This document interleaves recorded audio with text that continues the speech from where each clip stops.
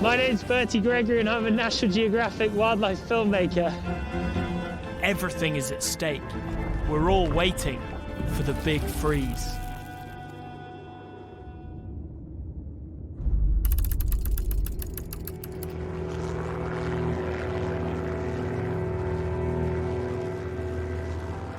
This is grey wolf territory, but right now it's also a polar bear migration path. And until the sea freeze is over, these two mighty predators will have to share this coastline. We've received a tip-off about a very cool pack of wolves. Reportedly, they've been seen harassing or even hunting polar bears. This has never been filmed before, so we're buzzing there now to see if we can try and catch up with them.